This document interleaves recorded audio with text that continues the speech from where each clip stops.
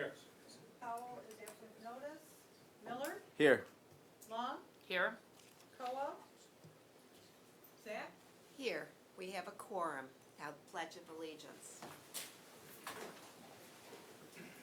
Pledge allegiance.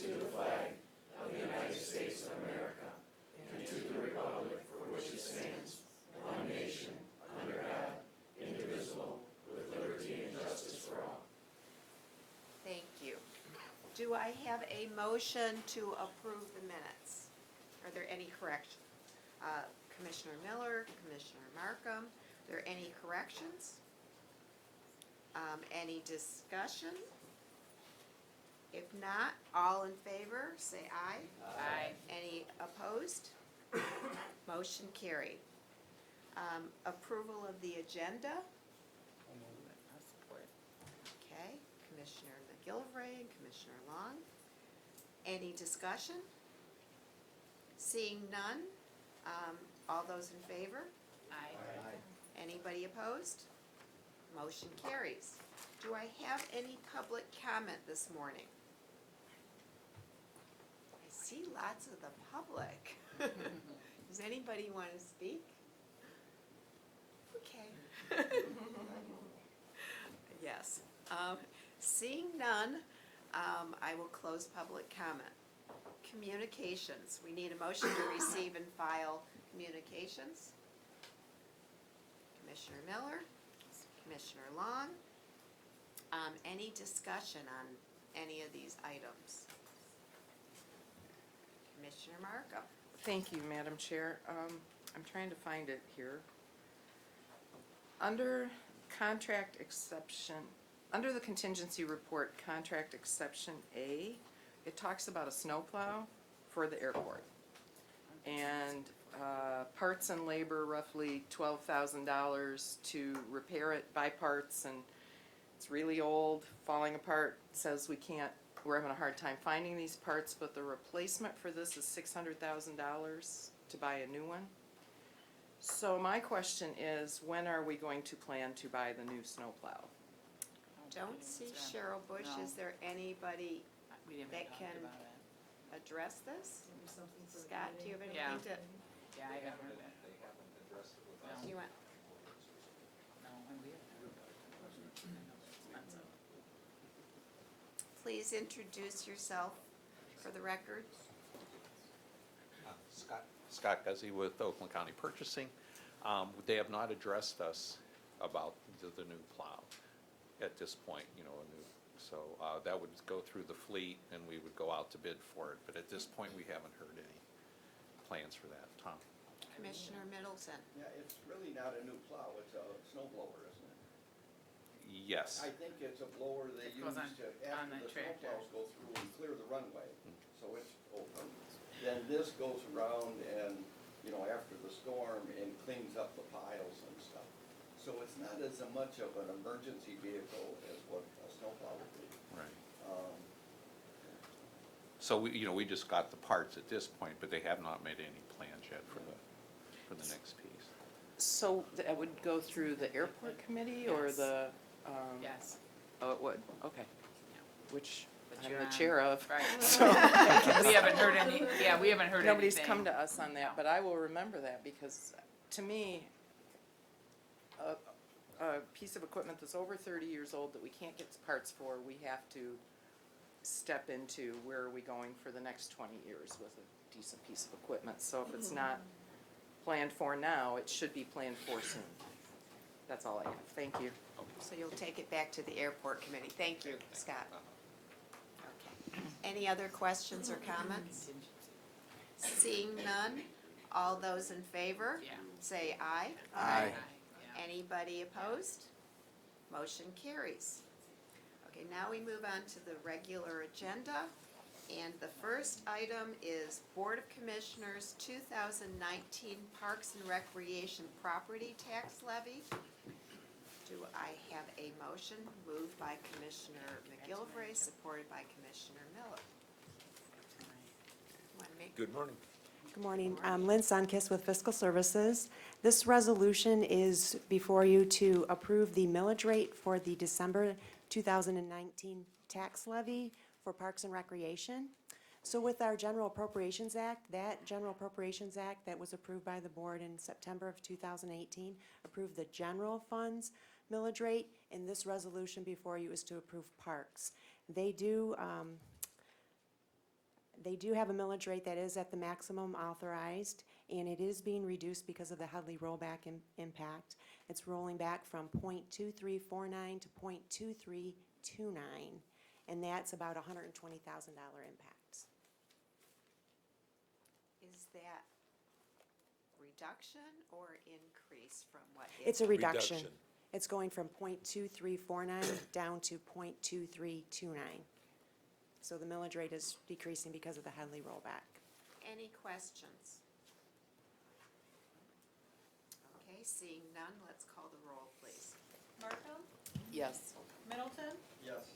Quarles, Yes. McGillivray, Yes. Miller, Yes. Long, Yes. Cowell, Yes. Zach, Yes.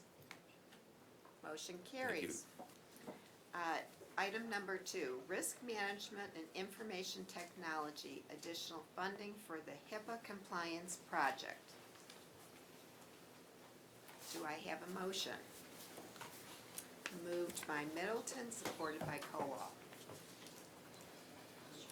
Good morning, Commissioners. Mike Tim, the Director of Information Technology, and Bob Erlenbeck from our Risk Management Department.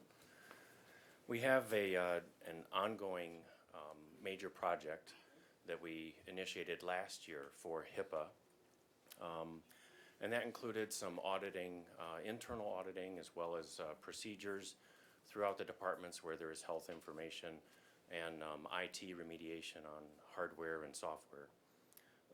We're here this morning looking for an additional $412,000 to be added to that program to continue to fund a full-time HIPAA consultant who provides support in process management in the departments, as well as additional IT remediation on hardware and software. The last piece as well, we are expecting from the last HIPAA funding to do an external audit. So that RFP is being developed as we speak, and that external audit, we would then expect to get some need for some remediation out of that audit. So there's 1,440 hours built into this project funding request today to help with remediation of any of those audit items. Commissioner Long?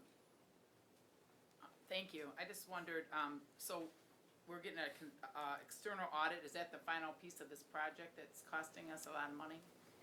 Actually, the external audit was budgeted at $40,000. Okay, so that is, I mean, are we gonna complete this if we get, when we get the consultant, do you think the project's complete? The project funding will be complete. We do expect that all HIPAA compliance work in the future would be built into existing operational budgets through all departments. Okay, thank you. Any other questions?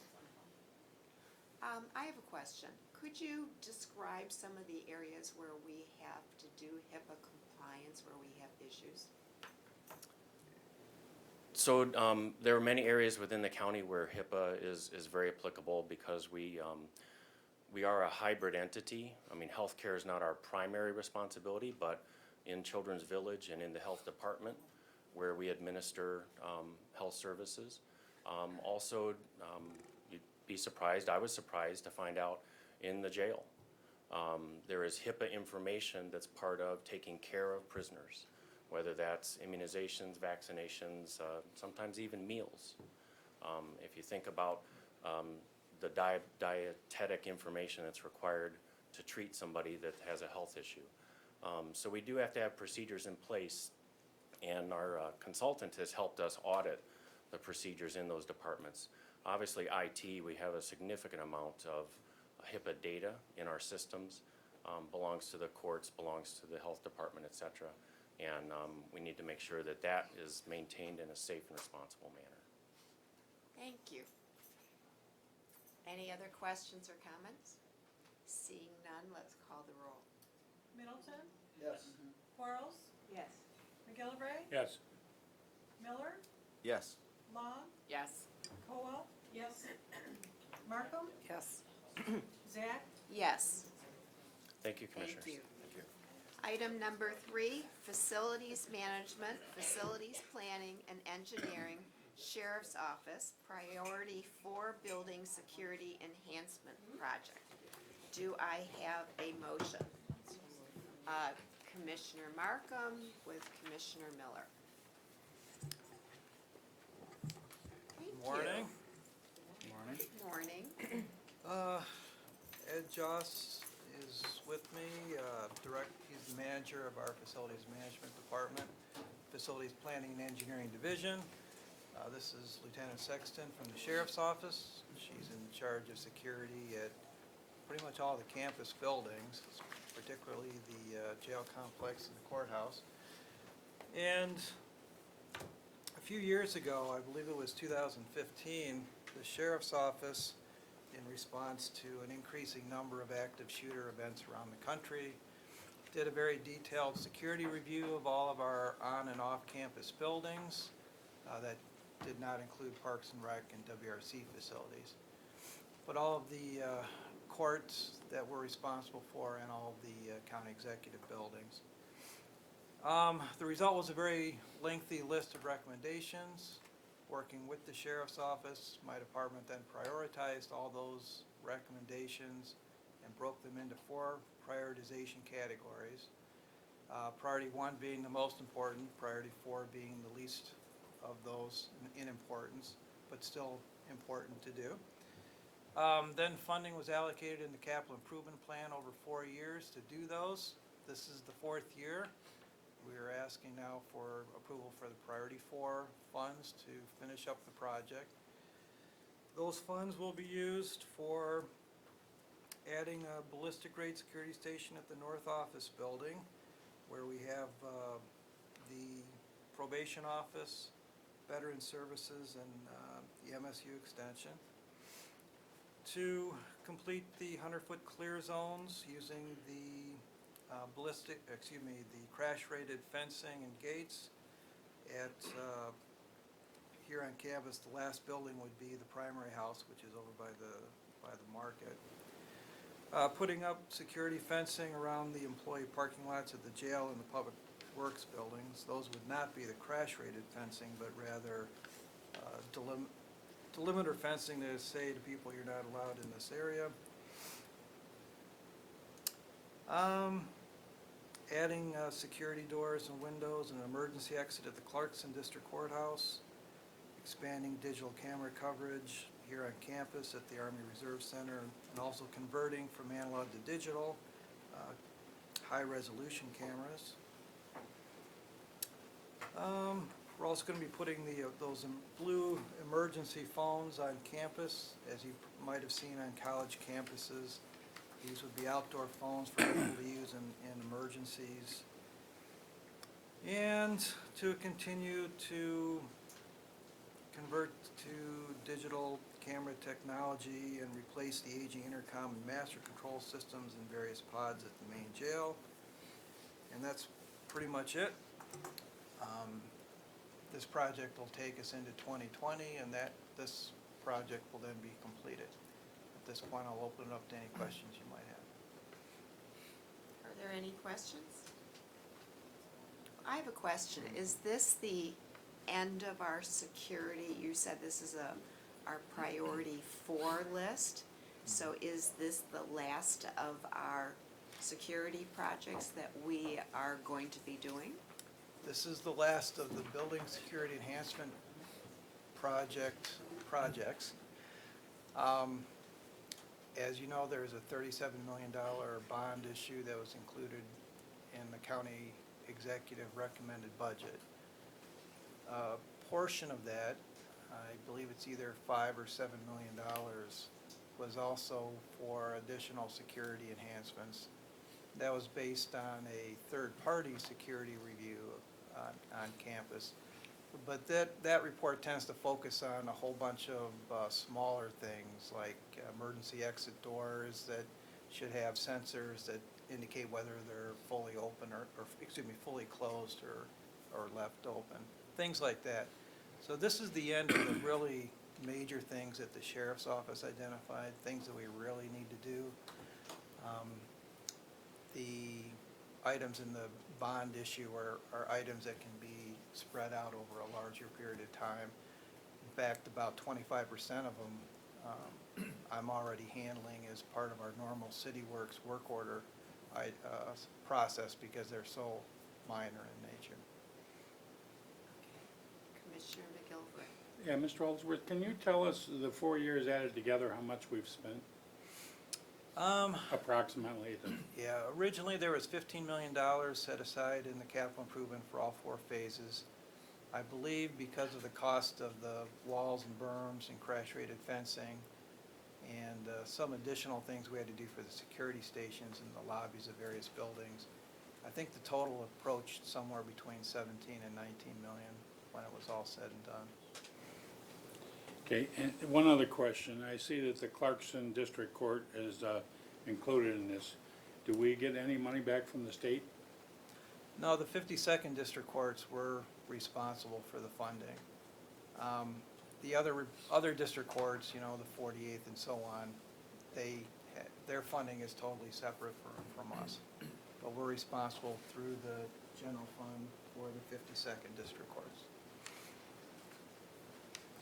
Thank you. Any other questions? Seeing none, let's call the roll. Quarles, Yes. McGillivray, Yes. Miller, Yes. Long, Yes. Cowell. Yes. Markham, Yes. Middleton, Yes. Zach. Yes. Motion carries. Thank you. Thank you. Item number 4, establishment of Oakland County 911 charge rate, formerly telephone operating surcharge for the period of July 1st, 2019 to June 30th, 2020. Now we get some of our, Good morning. good morning. I need a motion, please. Commissioner Miller and Commissioner McGilvray. Will you introduce everybody with you? Well, I'm not going to introduce anyone, they'll introduce themselves. Okay. There's too many folk here. But when they do introduce themselves, I'd like to have those people here who are on the Purchasing Evaluation Committee for the selection of this radio system, at least notice the board as to the fact, or the committee that they were on that Purchasing Evaluation Committee. And we'll start out with Mel.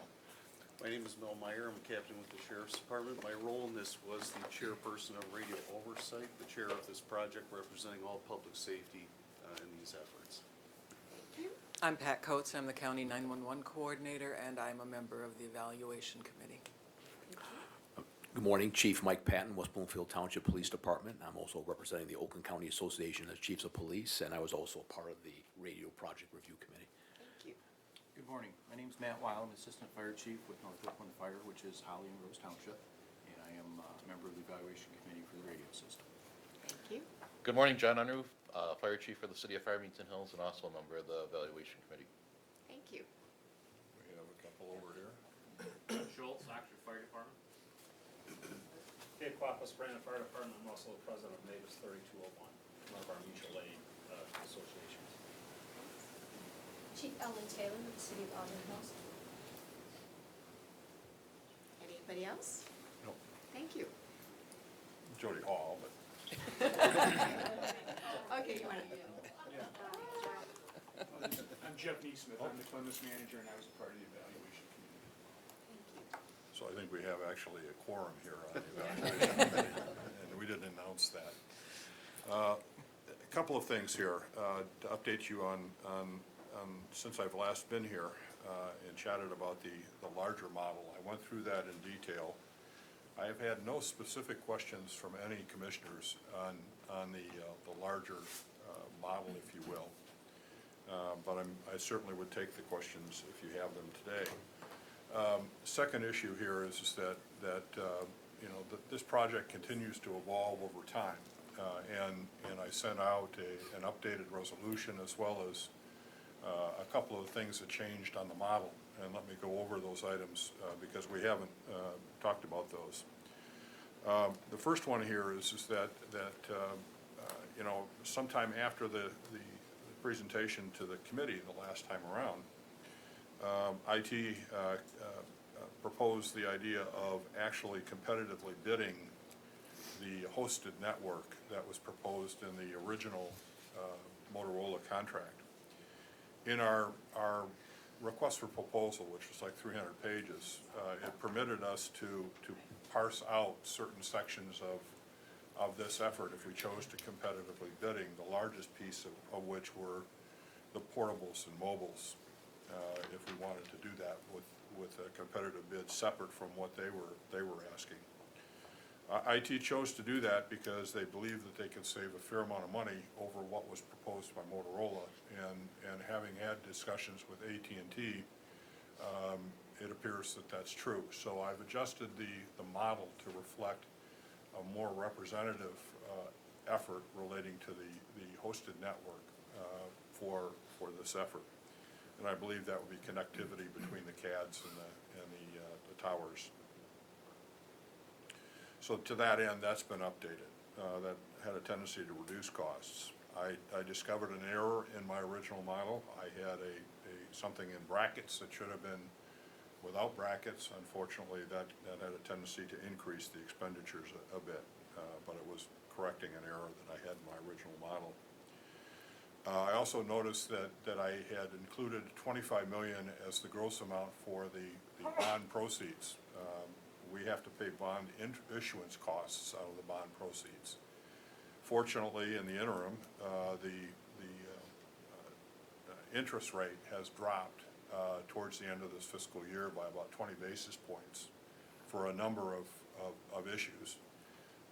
Not enough bonds coming to the market, and believe it or not, the tax policy that went into effect a year ago for high tax states that are now having people invest in taxable debt, which puts pressure downward on the market if they come into the market.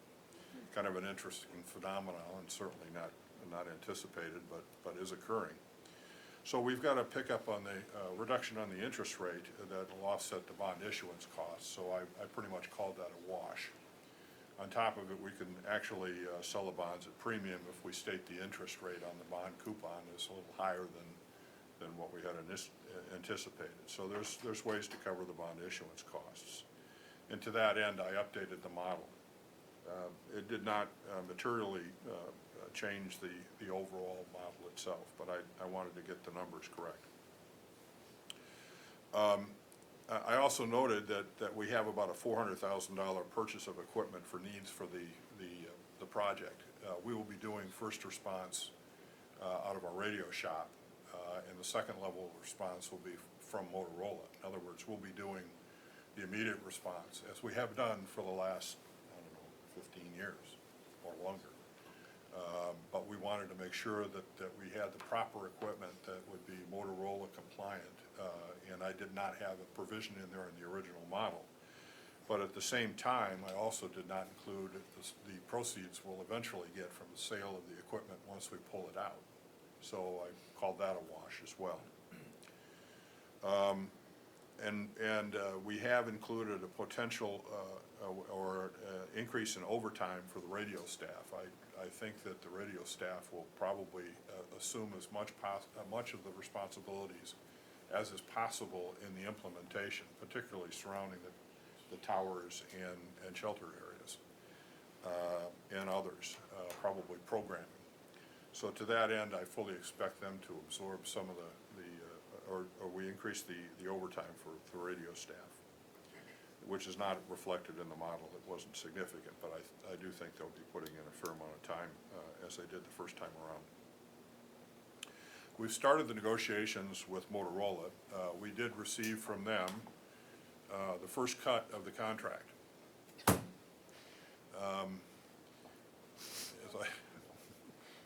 Pardon? And that's double-sided.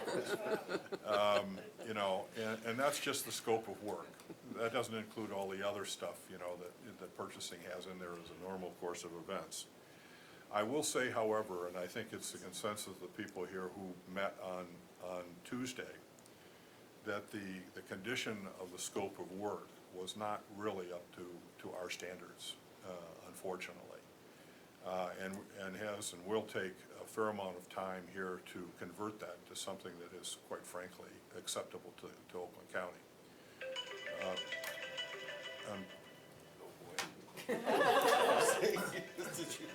If you- My apologies. It's always fun. Do you do Take that his, in take church? his phone away, I'm sure. I apologize.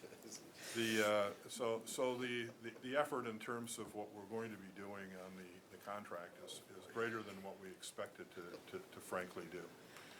Unfortunately, two of the most significant items here is it looks like they cut and paste the proposal with a lot of proposal selling type stuff that Motorola is great, which wouldn't normally make it into contracts.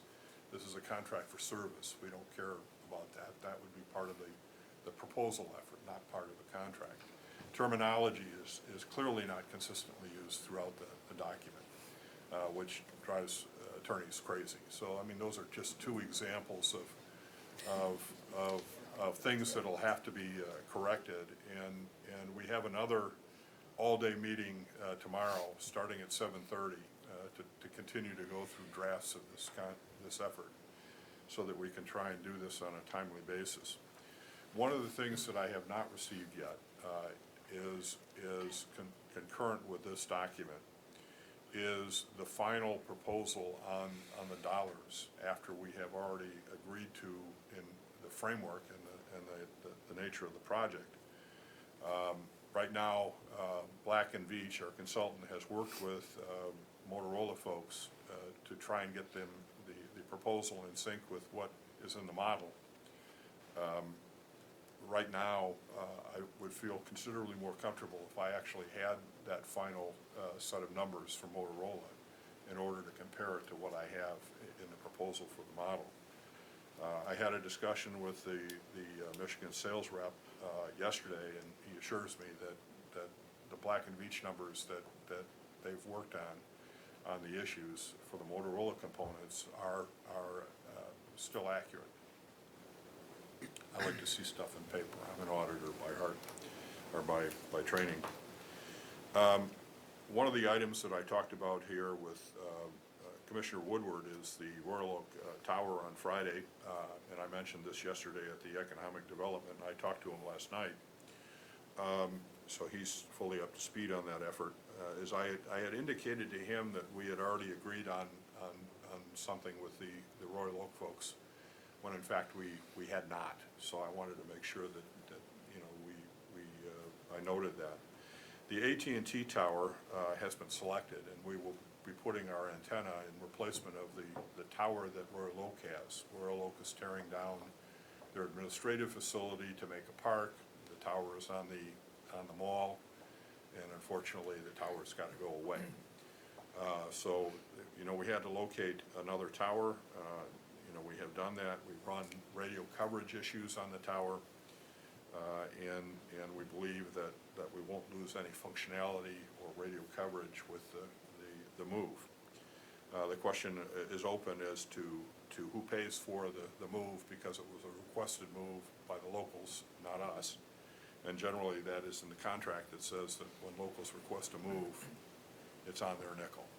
So that's part of the discussions that we're having right now with Commissioner Woodward.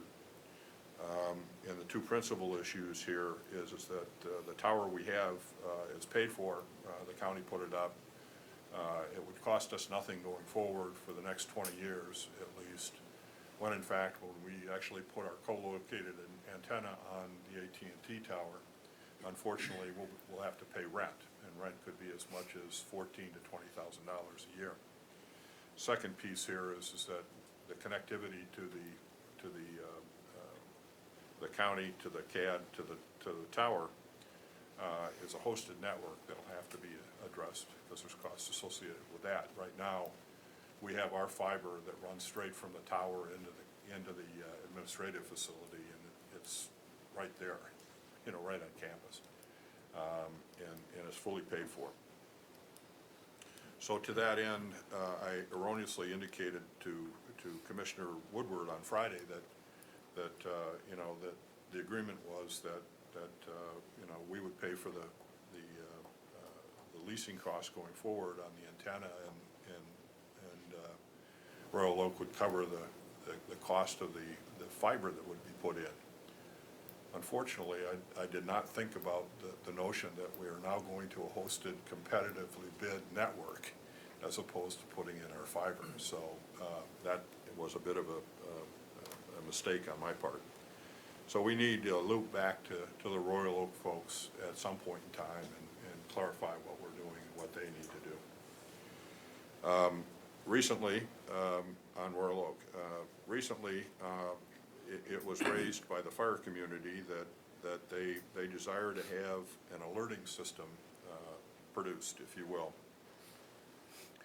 The alerting system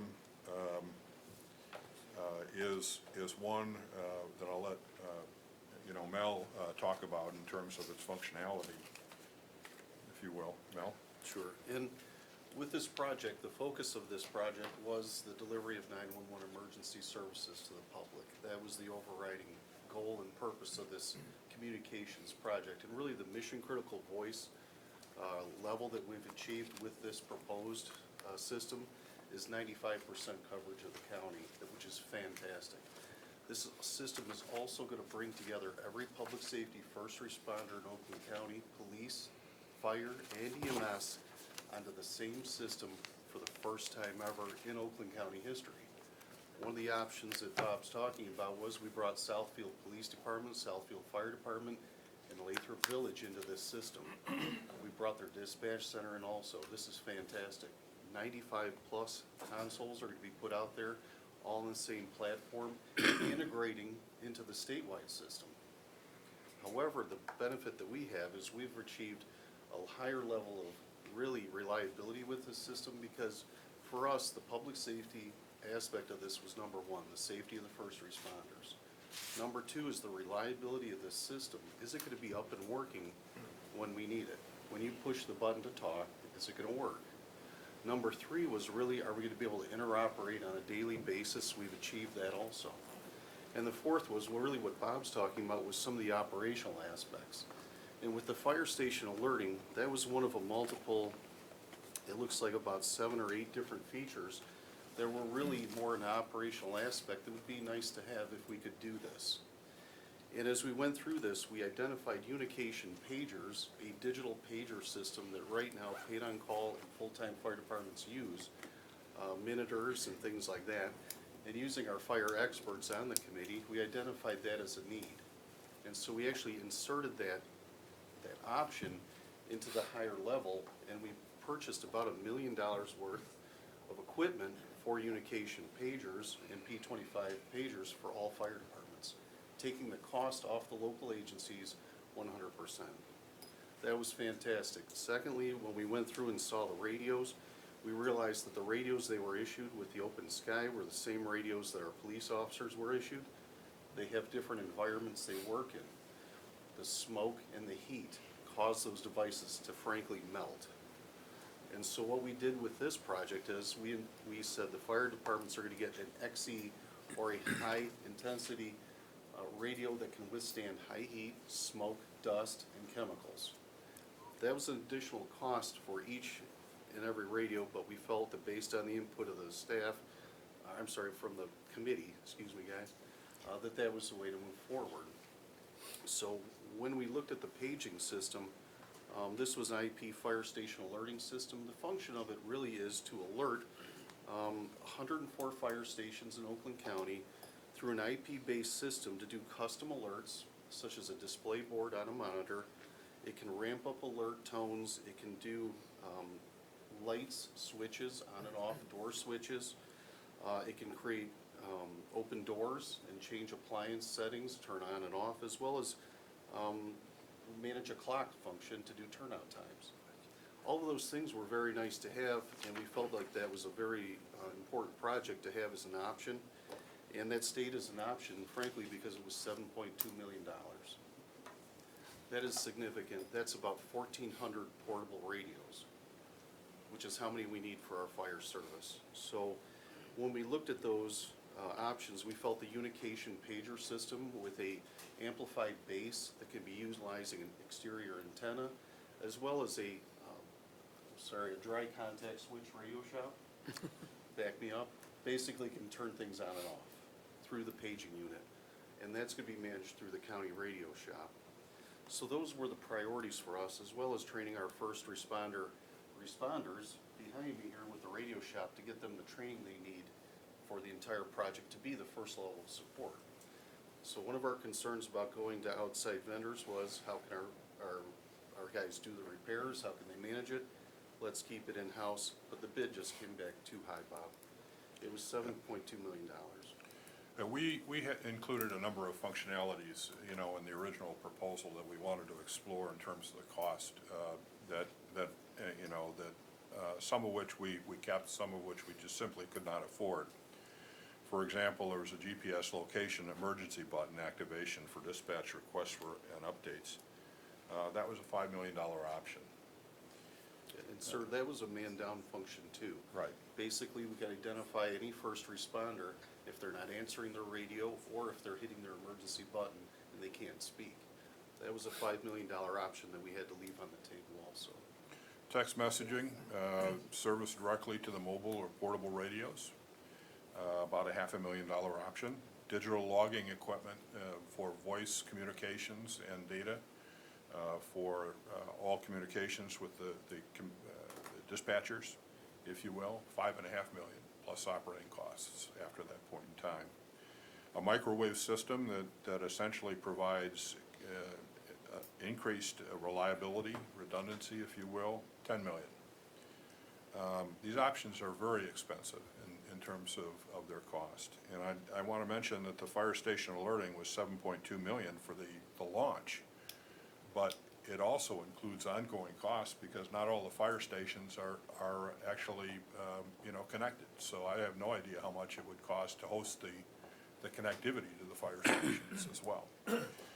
GenWatch system software, we actually included that. That was about $350,000. That's for diagnostic software for our radio shop.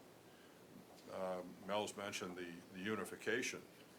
He's also mentioned as one of the options of bringing Southfield into the system here. In the past, we were unable to bring Southfield in under the current system because we had insufficiency in frequencies. Under this current system that we're proposing, we're bringing him in at a cost of about $1.5 million. That was, over and above what we're doing here today. And finally, the encryption effort. We had no need for encryption on the radios presently because it was a closed system. The connectivity between the IT shop, the dispatch centers, and ultimately the antennas on the towers is all fiber, or T1s, if you will. And any break in that would be quite obvious, and people could not actually hear what communications were being provided. Unfortunately, under this system, we have to encrypt. That encryption was about $5 million at list price. I think we get 32% discount. We're negotiating, Bob. And we're negotiating. So I think the encryption here is something that we had to, it was clearly something requested and we had to do.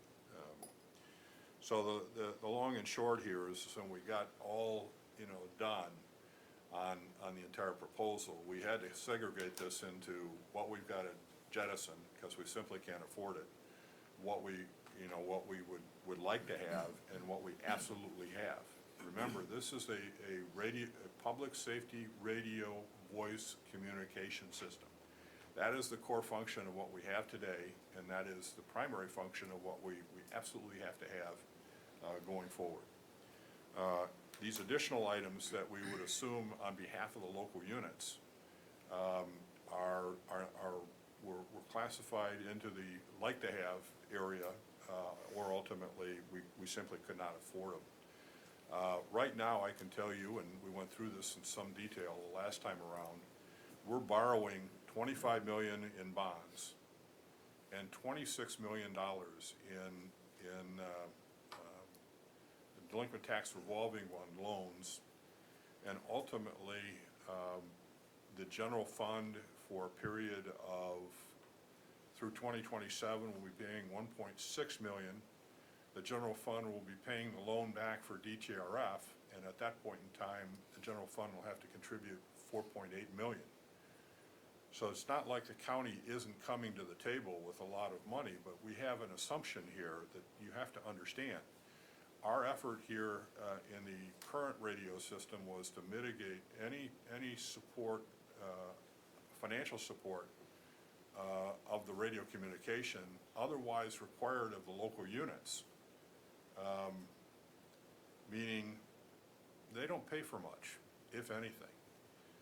And the only thing they're really being asked to pay for is some accessories and such that they would need that would be ancillary to the actual operation of the effort. Maybe additional chargers, mics, holsters, and things of that nature. The long and short is that right now, the launch costs are about $58 million, which is truly above what I really wanted to pay and had the available to pay, even if we do this 6% increase, or 6 cent increase today. And the general fund will be assuming a greater responsibility in this radio communication that I had anticipated before. Somewhere in the order of the 26 million for the DTRF, $1.6 million through 2027, and about 4.8 million thereafter on an annual basis. That's a fairly sizable chunk on what we were assuming already. And that's without the logging equipment, without the alerting system, and without, if you will, the GPS location and a few of the other things I mentioned. So to that end, we were unable to fit it in.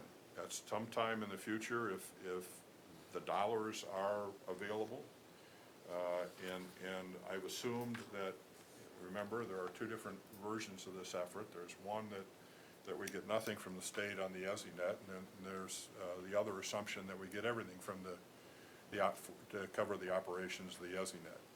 Certainly, if we wind up being successful and the state comes to the table and funds us completely on the ESInet operations, it frees up dollars that would otherwise be available for things of this nature. But I'm not hopeful in that effort. The dollar amount they approved for increase last year was $20 million in total in revenue increases. It wasn't anywhere near the amount that would be needed to address the then folks here who were not on ESInet type networks, converting from copper to fiber. And as a result, that $20 million is going to have requests against it of considerably higher than 20 million, meaning we aren't going to get our pro rata share. Second problem we have here is the state has repeatedly been concerned about the number of PSAPs that we have, dispatch centers, because many of the other dispatch centers are centralized in other counties. And as a result, the operations obviously are significantly increased for our ESInet simply by virtue of having 20 PSAPs as opposed to a few. And to that end, I seriously doubt the discussions will be to support our entire dollar amount for the operating costs for the ESInet. For that reason, as well as the fact that they never appropriated an amount necessary to cover the remaining operations relating to those counties who had not yet converted to an ESInet type operation. So to that end, I'm not hopeful that we're going to get a great deal of contributions out, and therefore would be able to expand in these functionality areas that unfortunately we had to jettison due to funding issues.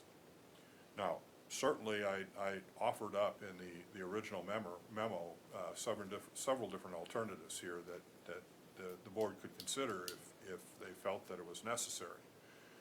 First one here is that we are capped at 42 cents by board action.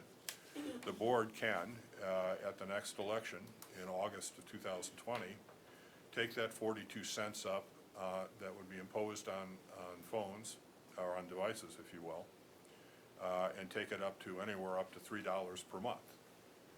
But that would certainly be a choice of the board to put it on a ballot, and then the public to actually vote it. Second issue here is that we can start, and many communities do this, we can start charging the locals fees for the use of the radio system. Taking that money and bringing on this functionality that they so desire.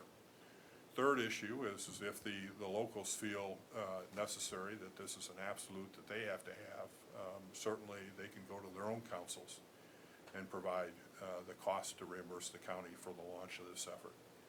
And those are just three examples of formats that could change to accommodate the alerting system or a couple of the other items that I talked about here. But the original concept was that we were not going to charge the locals anything of any substance in the radio system. Hopefully, we were attempting to use the operating surcharge to fund this all. Unfortunately, we didn't. The general fund is going to have to contribute to this and contribute fairly significantly over the next several years. If I remember one thing, another thing is that in 2028, the OPEB bond debt service is gone. And we free up about $35 million going forward at that point in time. Somewhere around 60 to 80% of that would be available to essentially repay the delinquent tax revolving fund borrowings, which at that time would be in the order of about $26 million, in lieu of the general fund using it for other purposes. And the model chose 2 years. However, they want to pay that DTRF loan off in 2028 is somebody else's discussion. But that would be, I'm not going to be here in 2028. Me either. Long and short here is that the general fund is expected to pay that DTRF debt off. And to that end, unless anybody else has any other comments, to open it up for questions from the committee. Commissioner, did you have more comments? Oh, ma'am, I was just gonna suggest, these gentlemen were part of the public Okay, safety team. I should. Yeah, and I'm sorry, and they have dedicated from their local agency Oh. time hundreds of hours towards this project, hundreds. The volume of information received with charts and diagrams, et cetera, was stacked this high. And certainly as they called through that and they built this project from the ground up, I wanna thank you and your departments, and certainly I'd like to give you an opportunity to address the commissioners. Well, look, just speaking, again, I'm the appointed representative from the Oakland Police Chiefs Association, and I got drafted into this, and they warned me going in, this is not your typical chief assignment at a committee, with a lot of responsibilities, and I don't know what stack you were looking at, but my stack seemed a little higher than that, maybe I wasn't double-siding. Look, this was a very robust, and you look at all the partners in the room, it was not just the 3 or 4 of us here, your radio shop staff, your Clemens partners, your IT, your legal, your purchasing, we're all in the room here for day-long meetings, going through all these issues. And the original request for proposals that they were submitted out to these primary vendors, both Motorola and Harris, were very detailed. They provided a lot of solutions, a lot of different options of not just your core push-to-talk radio system, but converting this functionality onto these kind of devices. And again, all the other things that Mr. Daddaw was referring to. So, I mean, it gets around to the committee making decisions on like some of the accessories, like what kind of mics or carriers, like those are so highly specialized that there's no sense in trying to decide those things for a local agency. I have probably 6 different things we have here at West Bloomfield that carry the portable radios on. There were a lot of different issues that were advancing the ball much beyond what was the last 15 years of what the radio system was. The interoperability, we're bringing it up to the more contemporary P25 standard. And we are bringing on the partners like Southfield that were not part of this system originally, which is a significant add-on to that. The greatest service that Mr. Daddaw and Mr. Meyer mentioned about is much higher than even the state system supports. And that's something that when our firefighters or our police officers are in dire situations, that when we push these things and are screaming and help, asking for help, that someone is going to hear us, and that's very significant to us, and that's was the primary concern for the public safety members upon that. And our fire partners here, we relied upon them to represent the issues of what the fire service was on that committee. So, and they did a great job. Their technical expertise and knowledge of how all this, is really superior to most of ours. And so they brought all that to the table here, so that was always very much considered along those kind of things. But go back to what was originally said, it essentially got down to the push-to-talk voice radio system and all these other things that would be nice to have, and maybe one day we can still have, could not be included in the final package that you have to look to support. So it was really an opportunity, and really it was a great opportunity, and you had a great team of people here at the county, and I was very impressed with working with all of them, so thank you. Thank you. Anybody else want to speak up there before I have commission? Follow that up. Anybody else? I also want to point out Chief John Unruh is a member of the Michigan Interoperability Board, which sits and directs the activities of the statewide radio system that we're going to become a member of. So, Chief, thank you for supporting us on that effort with our negotiations with the state.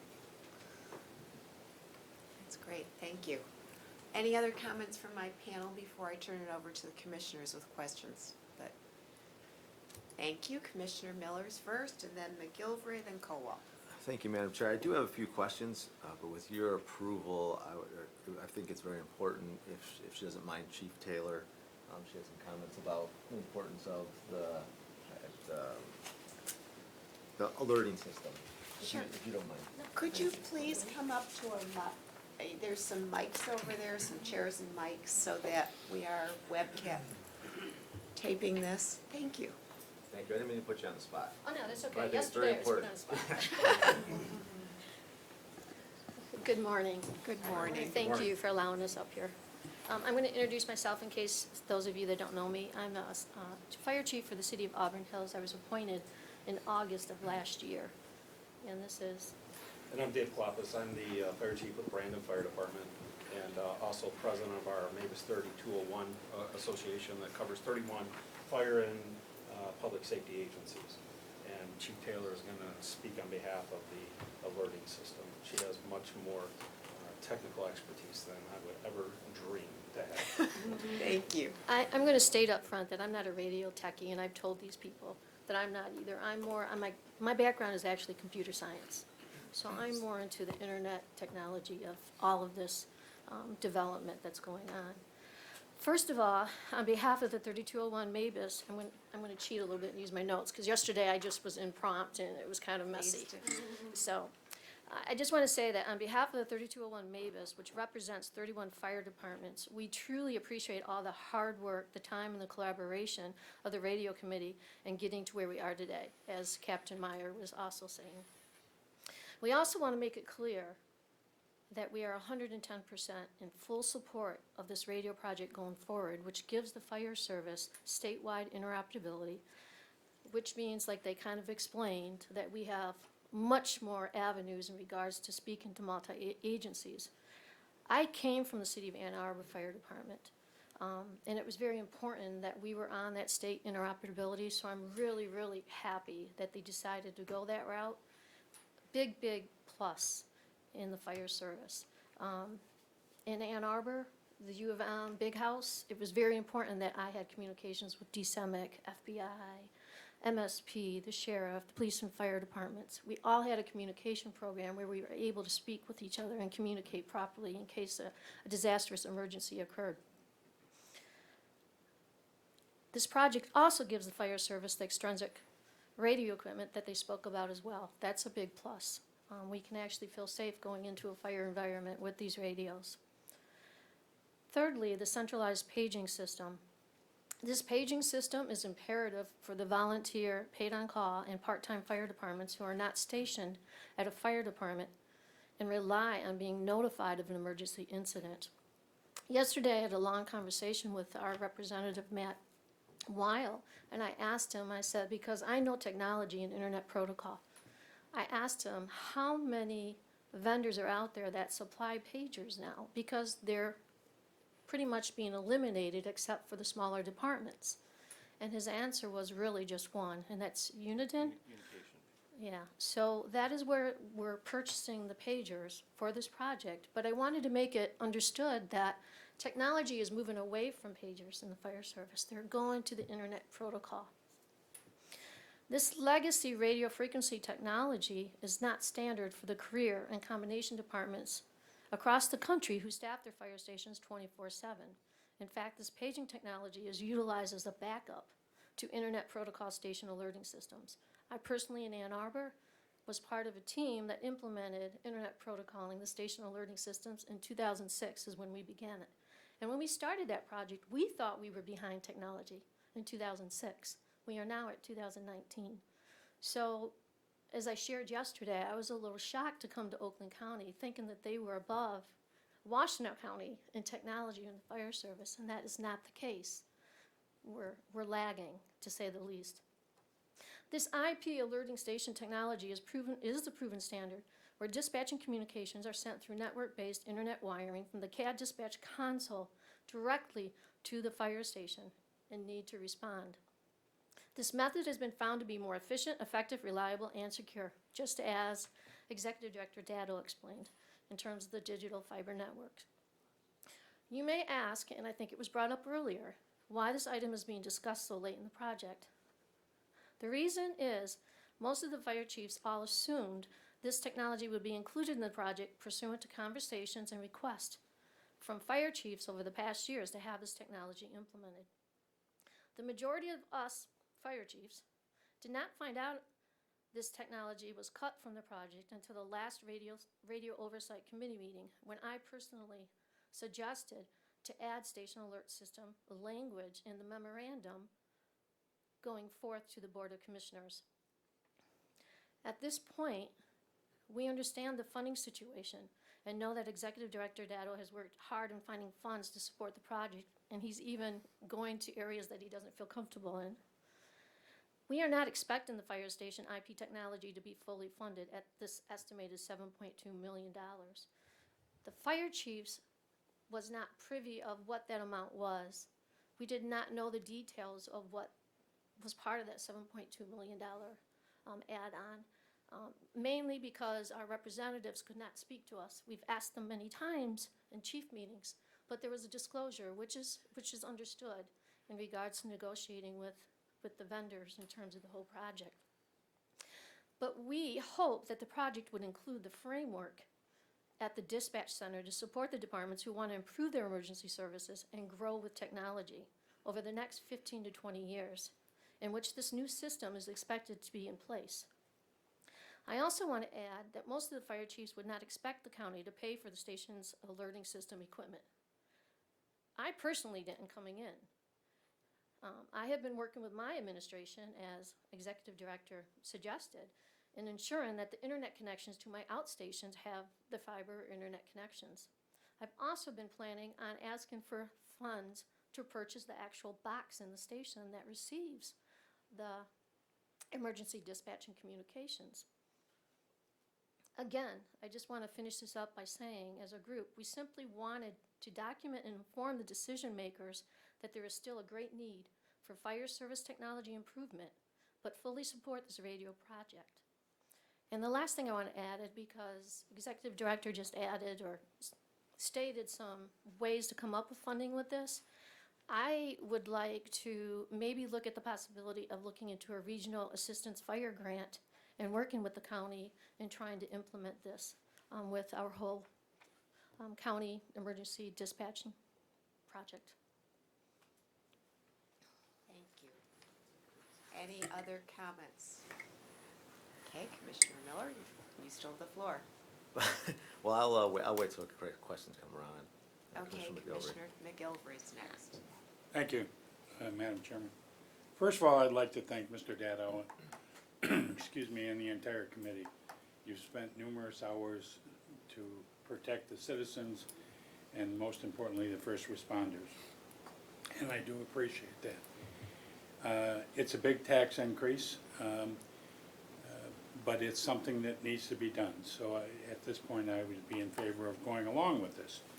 But I do have a few questions. First of all is, I remember many, many years ago when I was in police reserves that I may come across an accident on a corner, and I wouldn't be able to call on the radio back to the station to ask for the regular patrol cars to come by. there were dead spots all over the city, and this was in Madison Heights many years ago. Are there gonna be any dead spots in Oakland County with this new system? Well, I don't know whether you're talking about the system you had in Madison Heights before or after the Harris system. It was probably before, but. Yeah, okay, that's one question. The Harris system here, by its nature, had certain areas where there was weaknesses in the coverage. By virtue of its platform and the type of nature of the system we had. On this one, because we're using what's known as a simulcast system, it has a tendency to self-fill the areas, you know, in that effort. In the past, when you made a communication on a multicast system, you lit up one tower. So if you couldn't reach that tower, you were dependent upon reaching other towers in and around you. On this system here, because all the towers light up at the, we've got two sectors, one north and one south, and we have a ridge that runs right through the county. Well, yeah, I'll tell you, I'll help you out, Bob. It's a one cell system, but you're right. And what it is we chose the 31 sites based upon. That's right, we did shift that Yeah, from two sectors to one. so that we could cover that ridge, and that was important. And so when we looked at the 95% street coverage, that 95% street coverage means there is gonna be 5% of the county, not all in one area perhaps, but 5% cannot be covered. Now, we also looked at 97% on the street coverage, which is even a higher standard, using portables. Do you remember you were saying about your portable radio? I mean, that standard is not the state of Michigan standard. They don't use those. They use just the car radio, which is more powerful, frankly. It has a big antenna on your car. That small radio, this is gonna be an enhanced over it because of the simulcast design that Bob has suggested. And this came from technical engineers, and it's all been validated with our staff through computer modeling. The benefit of what we've negotiated and what we're gonna continue to do with Jody Hall and Corporation Council is they have to guarantee coverage at that level. It's a lot of high-tech specs involved, the greatest service, but it has to be guaranteed within both the statement of work and our contract. If I can add one more thing to that, Captain, part of the final acceptance process, you know, for the entire right. project will be That's right. for all the locals to go out, Commissioner, and walk around and go into any nooks and crannies you can in your local community and say, does this work? Can you hear me now? And then basically and we did that 15 years ago with the earlier system, and it'll help identify any of those areas that, according to the greatest service that's been established, that the project has to cover. Invariably, will there always be some room closet somewhere you won't be able to get in and out of? Yes, and that's unavoidable in any voice radio system. What we have here are really two presentations of the same effort. One cuts it off as if there's no communication outside the border, and the other one, you know, goes beyond our border. And there are certain white spots in that, you know, throughout the county, if you will, but we gotta get the system up, we gotta get the system tested, and then find the white spots. The white spots don't mean there is no coverage in that area. It just means it's less than the 95% that we've asked the vendor to guarantee. Yeah, it's a voice quality measurement as well as a decibel measurement, or a dB, measurement. And it's a highly technical thing, but the chief was right. When you go around and push the button and it doesn't work, it doesn't work. And those are places where they have to identify, and then we'll have our technical staff help tune that. Maybe it's changing the angle of an antenna, maybe it's changing frankly, the power of it, turn it up or down in that simulcast design. But we're also part of the state system this time too, sir. So we're to have enhanced coverage from those state towers that exist. Okay, and my next question is, I'm not a techie person, but what can you say that the life expectancy would be of this system? Are we gonna have to replace it in 15 years with new technology? And if so, at what cost? Well, there's a tough question 15 years out, because technology changes on occasion from time Daily. to time. You know, the real issue I think you need to focus in on here is what I chatted about last time before on the two bookends of the EZNet no funding, EZNet fully funding. Right now, we have kept the dollars we're going to actually have to borrow, the 25 million and 26 million from DTRF, down simply because we've been setting money aside for the last 15 years on our current system. And we've accumulated a sum of some $28 million. If the state doesn't fund the operating effort for the EZNet, we will have no money to replace the system come 2032, 2035. We'll have about $2 million set aside. So if the dollar amounts at that point in time are similar to where we are here today, we would have to come up with $50, $60, $70 million to replace the system about 15 years out. On the other side of the equation, that if they do pay the EZNet efforts, we would have somewhere around the equivalent of what we have here today. Now, one of the big things that are going to change, and Chief Patton mentioned that here, is that there'll be a little bit more reliance on cell phones in the past. I mean, and that may mitigate the need for subscriber units. But I'm just spitballing here because I don't know where the technology will be in 15 years. Certainly on 5G, what's happening here is that we may not need the level of towers that we have in the tower effort, because the towers will be potentially small pucks on buildings, and it'll be more uniform throughout the entire system. But again, I'm spitballing. Long short, I don't know where we are going to be, but I know that if the state doesn't come through with a goodly amount of money on the EZNet, someone in 2032, 2035, when they have to revisit this replacement of the system, will have a large nut in front of them. Fortunately, we're leaving them with $35 million a year at that point in time, freed up cash, and an OPEB system that's fully paid off. So to that end, we will be in a pretty good place at that point in time to fund the system regardless of what happens on the EZNet either way, for the reason of the OPEB bonding having been paid off. Very good. The PSAPs, we have 62, I think I remember you saying? 20. 20. I'm sorry. Yeah, but Got my numbers mixed. 96 terminals will be in those 20 Right. PSAPs, 911 centers. What efforts have been made over the last 5-6 years to reduce the number of PSAPs? Well, we have offered incentives up to the point where we actually deployed the EZNet network. And to that end, some have come. We've dropped the number from back in the, I think when we started this effort in the late 1990s, we were at 32 PSAPs, we're at 20 now. So we've dropped about 12 over the last 20 years in PSAPs, in consolidations with other surrounding PSAPs, or with a PSAP coming to the Sheriff's Department.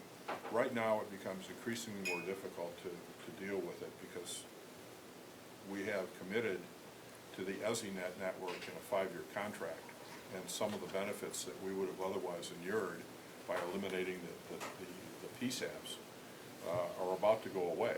And certainly if we outfit the PSAPs with this equipment, the benefit of eliminating a PSAP disappears, because we will have already outfitted the PSAP, stood them up, and put the sunk cost into the equipment in the stand-up, only to have the PSAP go away and us having brand-new equipment with an extra set of PSAP equipment sitting in the basement.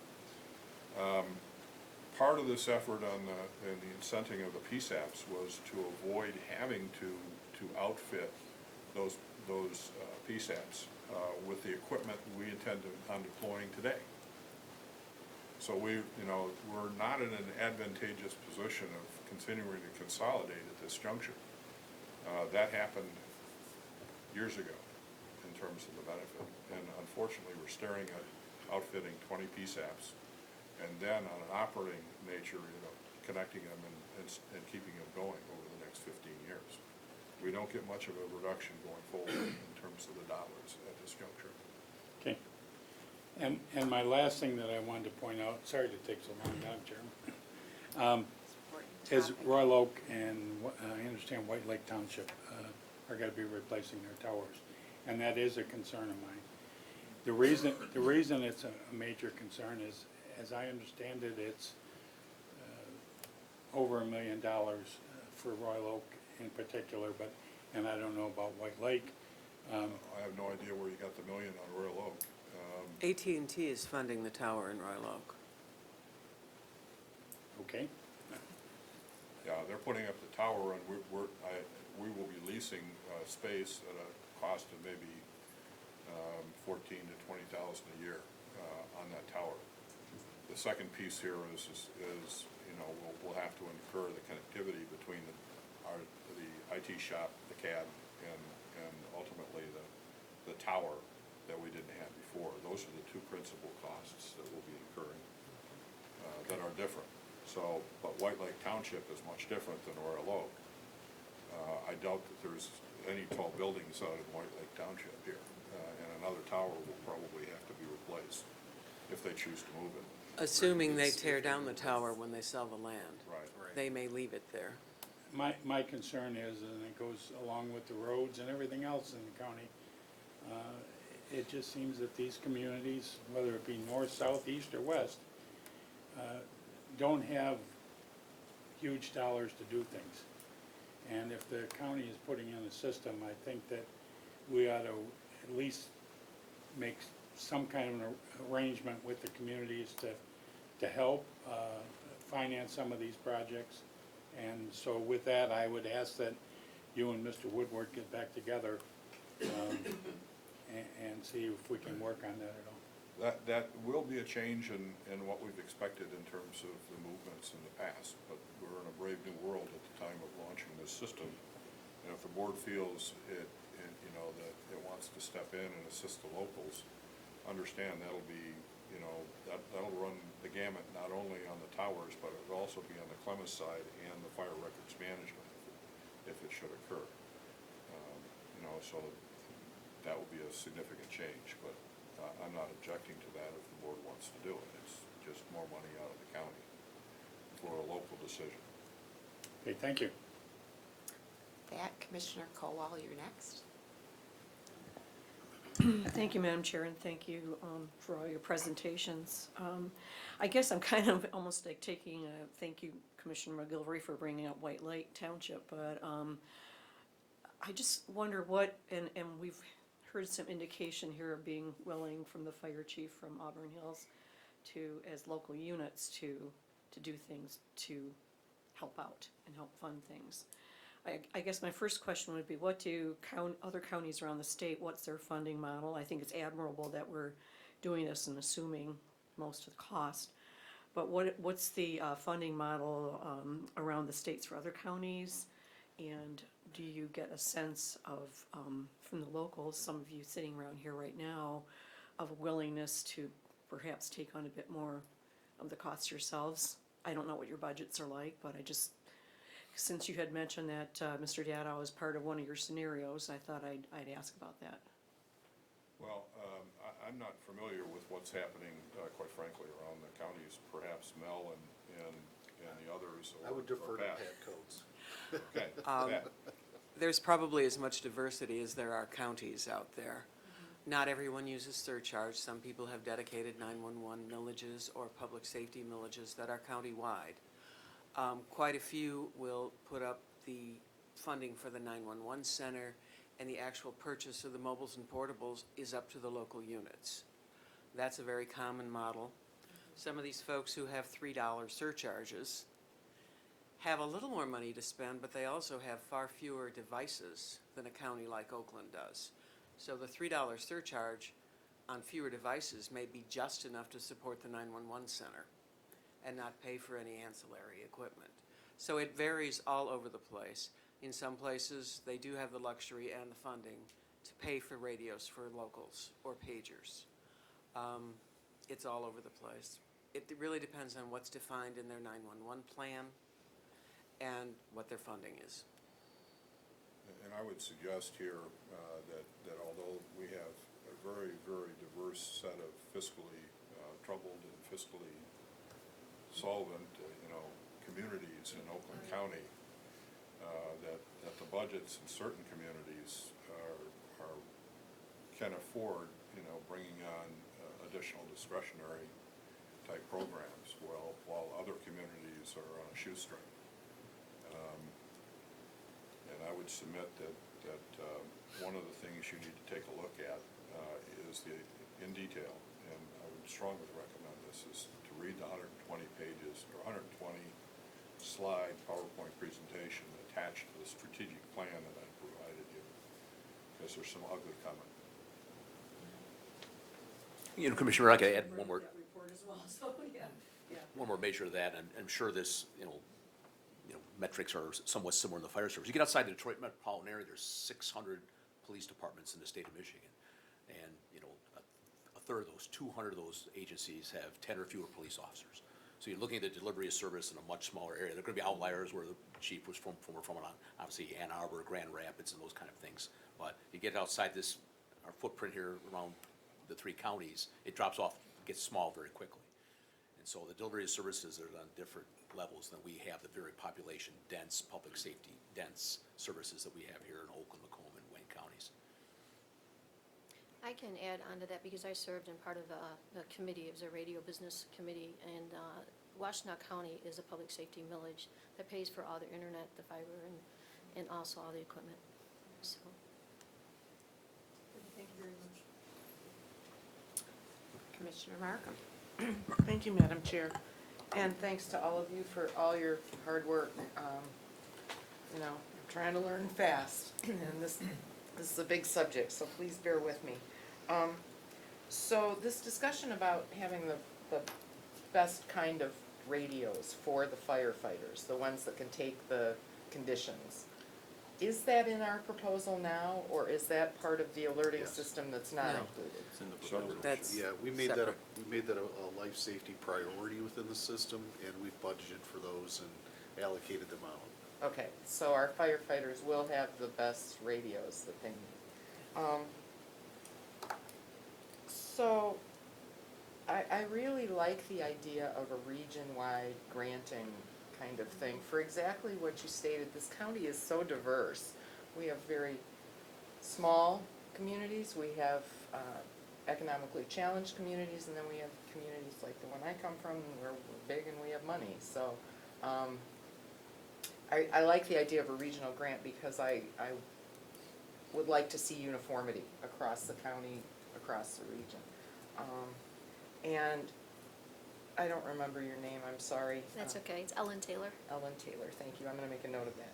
Chief Taylor made a very compelling case that this alerting system is something that we do need, and yet it's not funded in this. So, we're gonna be voting on the proposal that's before us, but how do we take that question of, part of this is, that we may want is missing, and we need to have it in budgeting discussions for going forward.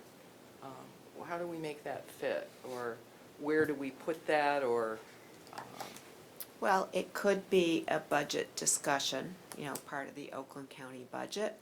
We could ask Chief Taylor, to have some other options, could have a study group, there's a lot of different ways, could have recommendations from this committee, what are some alternative ways to add that on.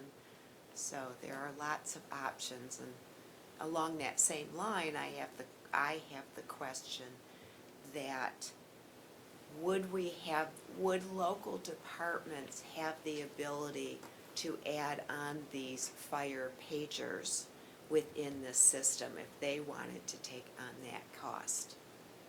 Is that an option too? Well, ma'am, one of the things we did is, we would have to say that the scope of the project and the infrastructure we're building with Motorola is based upon the contract that we're doing now. Right.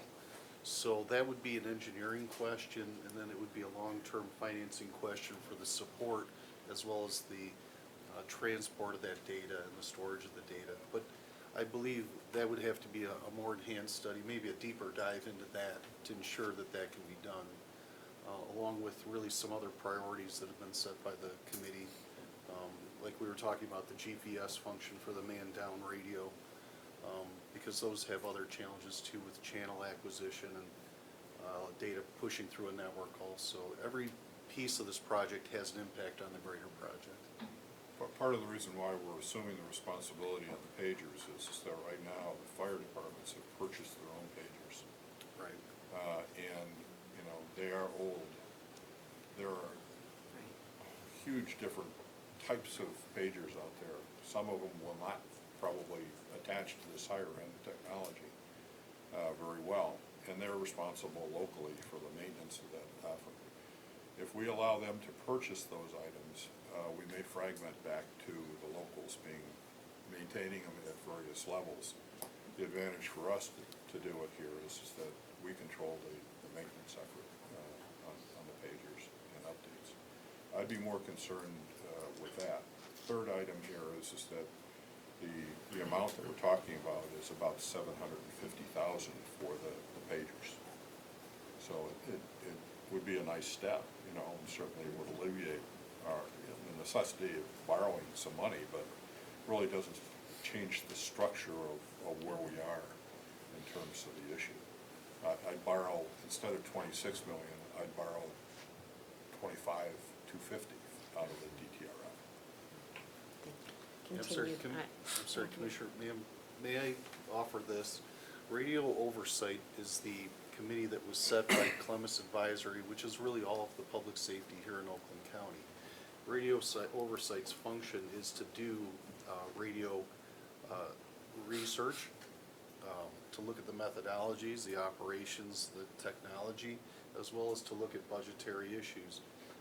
I would like to offer radio oversight up as a study group for you for that, rather than the Board of Commissioners have a separate one. But what we can do is we can look at, and maybe I'm confusing station alerting with paging, but I think we're all on the same page. What Chief Taylor is talking about is something we would look at. So, yeah, so we're all on the same page. I would like to offer that up as a radio oversight function, and say that's well within our range and scope to do. And we can report back through Clemens Advisory, and Mr. Dado obviously is our finance director there. So if you'd like, we can take that on. I like that idea.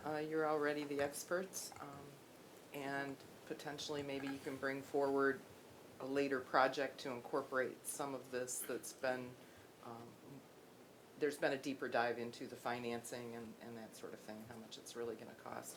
I have one other question. You keep saying it's different for paid on call and part-time firefighters. Can you speak to that a little bit? We have all of those. Sure. Let me explain how we work right now. In the career of the 24/7 stations, we're actually relying on one pager in the station to pick up the radio from the tower that's sent, to pick up that signal. And then what it does is it opens up our mobile radio, which is through the county. It opens it up.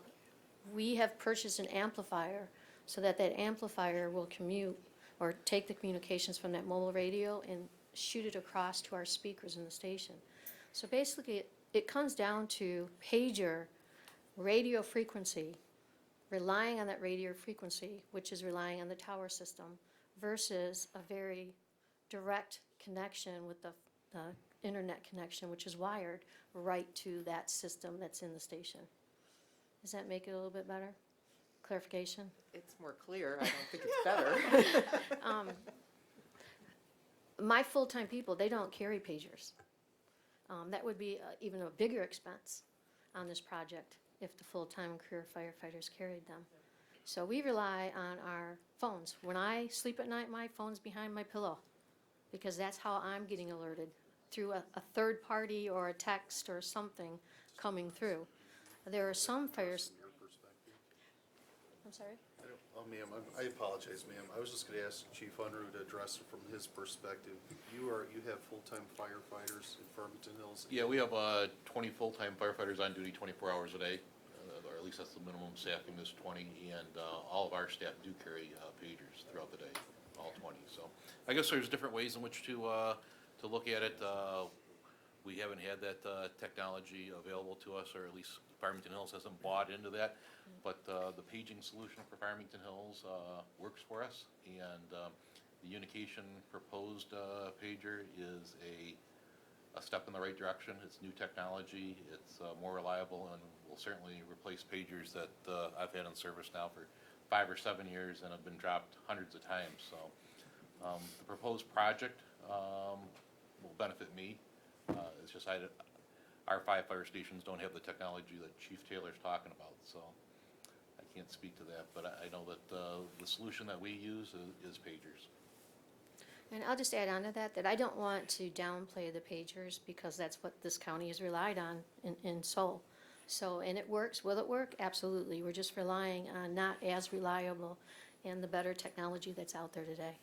So I just- And if Thank I you could- very much. If I could chime in, just, I represent a paid-on-call and full-time department. We're a combination department. I have at least 3 firefighters on duty with 2 admin staff typically, and then the rest of my staff, they respond from home.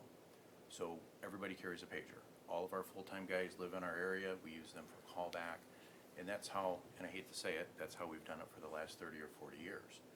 To the executive director's comment, over that time, we've patched together our own paging system.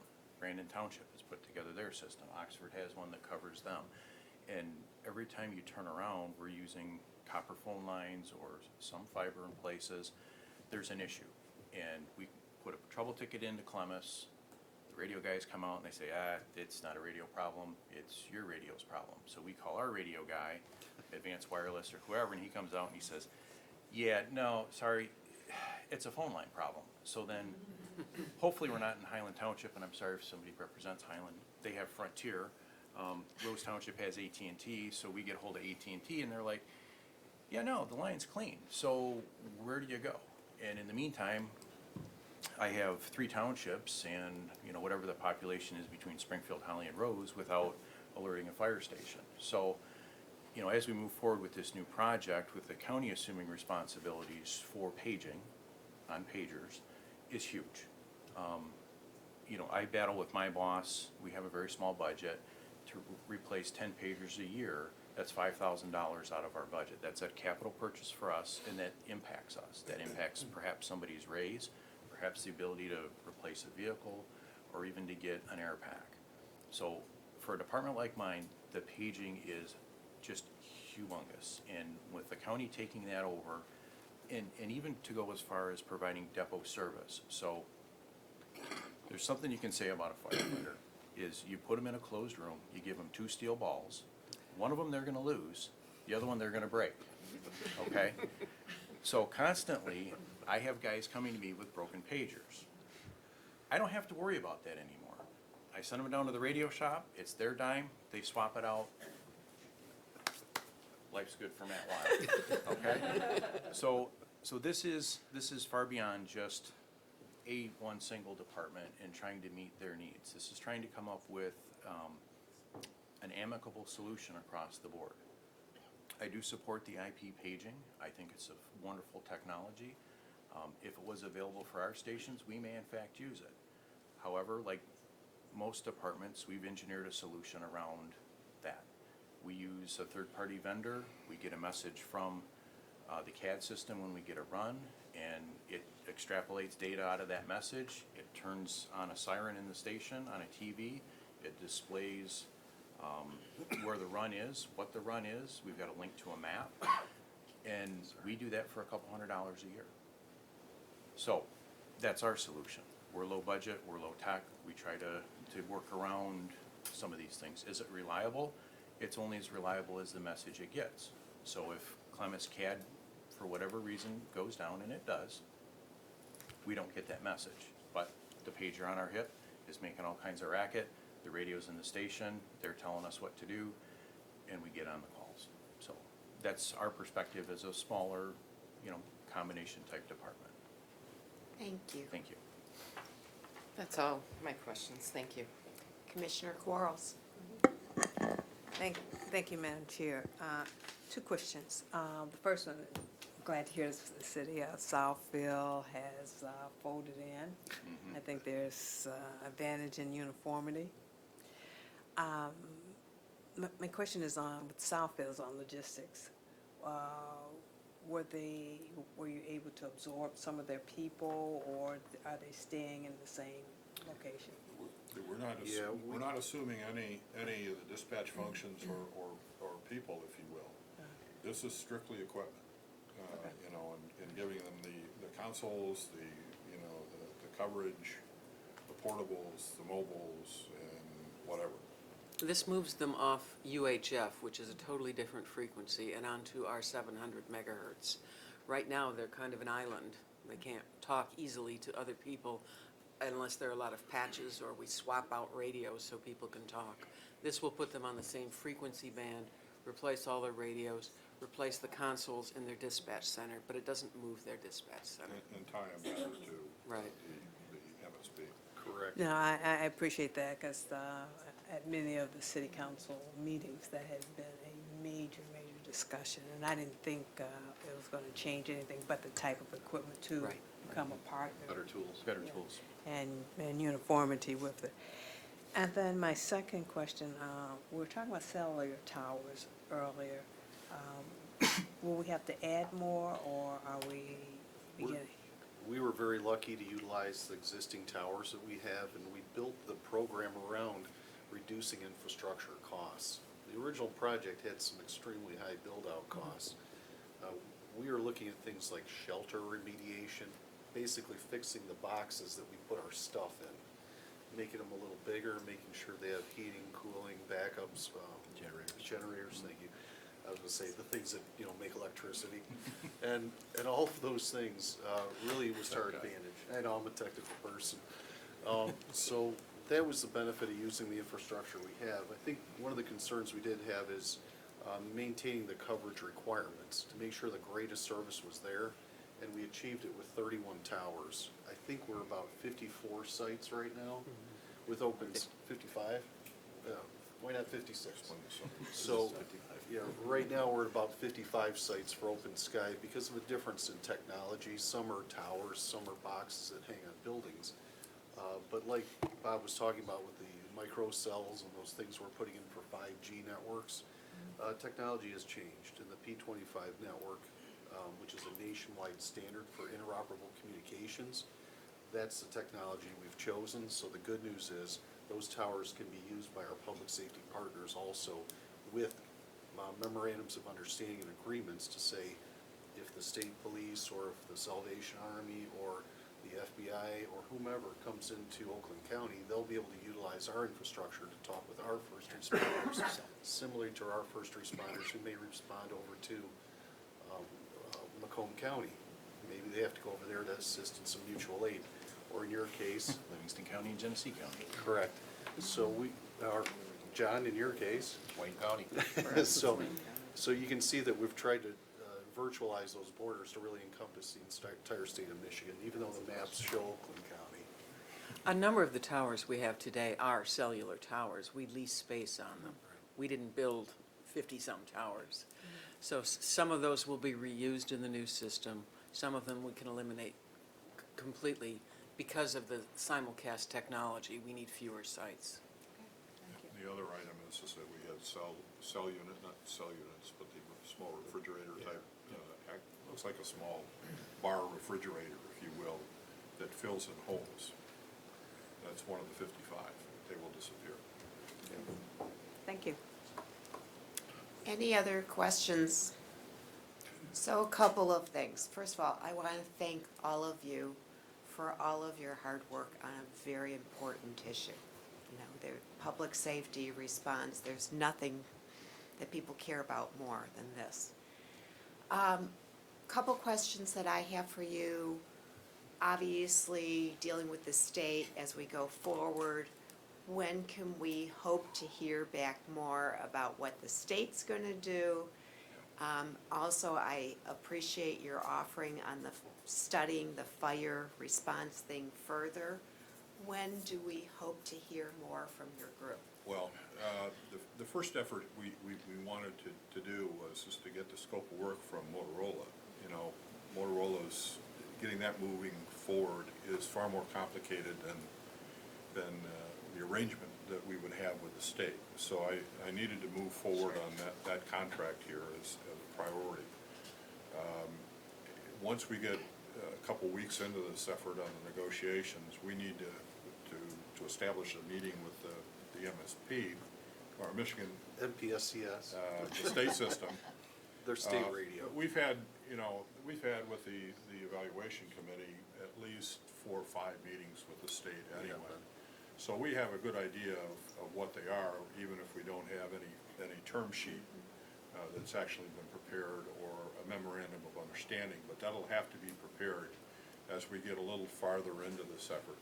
What I want is the complete contract. They owe us software licensing issues, maintenance issues, and a few other pieces of the scope of work. So this document isn't even complete, let alone the concerns I expressed to you earlier.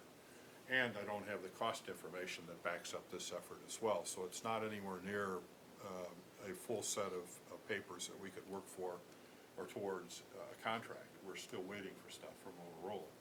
I want to get a little farther into that discussion and then have the state discussion to start the MOU and so forth.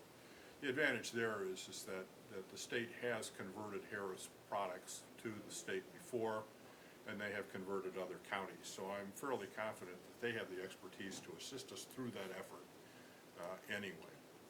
So that eventual MOU, Memorandum of Understanding or contract, would have to come back to the committees. I'm not sure which one, but it would have to come back to a committee to be reviewed, because it's an interlocal agreement between us and the state and approved. So that's on the order board. It's probably 2 to 4 weeks out, you know, in terms of our discussions with the state. And I don't know how long that it would take to actually do that. I'm not thinking it's Fairly quick. It's going to take much time. But we need to be a little farther along on the negotiations with the Motorola folks in this process. Thank you. Any other questions, comments? With that, we have to vote on this. Any other discussion? Okay, let's call the roll. McGillivray? Yes. Miller? Yes. Long? Yes. Cole? Yes. Markham? Yes. Middleton? Yes. Quarles? Yes. Zach? Yes. Motion carries unanimously. Thank you very much. Thank you. Do we have any other business before us? Seeing none, committee adjourned at 11:09